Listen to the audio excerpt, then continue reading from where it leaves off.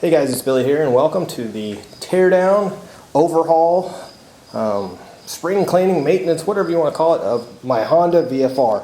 As you can see, we've got her on her center stand as well as chalked up on the front wheel as well. Over here behind her, I'll show you what some of the stuff that we're going to be attaching to the bike, I suppose. We've got a new set of sport touring tires.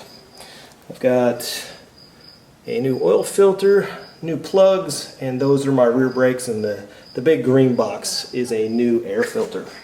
One thing that I thought was just absolutely hilarious is my front wheel stand, because I looked at this earlier today and you can see that these big brackets are actually covering up the axle point. There's no way to get the axle out of the bike, and I know I've done this before. And part of me was like, how in the hell did you do that, Billy? And then I thought, well, I had jack stands. That's how I did it. But then I realized that I bought the jack stands for the KLR. Then I thought maybe I propped it up on some 2x4s or something, but nope, I can't remember doing that. So I had to actually get on YouTube and look at my own video and see how I did it. And in my YouTube video from 2010, when I did this last time, I had flipped the brackets underneath, and that's how I did it. So apparently 2010 me is a lot smarter than me now, so thank God he knew what he was doing. I'm really glad that I decided to tear this thing down this year, because if you'll notice, the axle cotter pin, that thing's MIA. I have no idea what happened to it. And on the back side here, one of my license plate bolts is missing as well.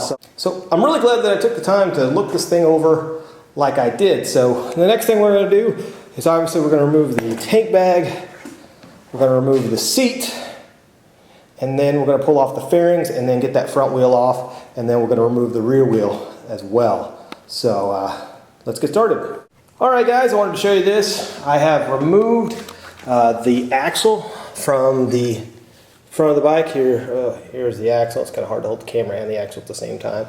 It has this bolt on the end like so that bolts into the axle, and basically the procedure is to release these pinch bolts, and they're on the other side as well.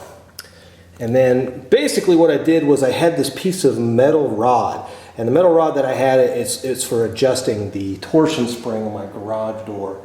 You can't really see it there, but I just had it laying around the house. But it's really a handy way to do this, because that way it helps you punch the axle out, and you can see it's on the other side, and that way it actually holds the tire in until you're ready.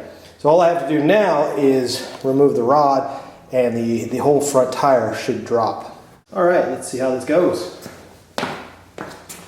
Try to hold on to the tire as you've got it, pull it out, and it drops. You have to kind of pull it a little bit. Hey guys, we're back. As you can see, we've got the front wheel off finally. It's a lot bigger of a pain in the ass than I remember it, because for some reason we had to drop the brake calipers. I've never had to do that before. It's really, really strange. And they were Loctited on pretty tight. I had to really break them loose. They were on there pretty hardcore. So I had to swing the brake calipers out of the way to get the front wheel off. And it is literally about 100 degrees in the garage right now, and I'm not really feeling it. So I'm going to have to resume this tomorrow when I'm feeling a little bit more healthy, because I was going to take the back wheel off. And if you come around here, the back wheel looks pretty darn simple, right? It doesn't have an axle. It's a single-sided swing arm, but I'll tell you from experience, this whole back of the exhaust canister has to come off. And it is an incredibly tight fit. It sticks really hard, and that is a lot of work. And I already spent a lot more work on the front end than I was expecting. I'm hot and burnt out. So I'm going to go inside and drink some beer, and we will continue this video later. So thanks for watching, guys, and I'll see you on the road.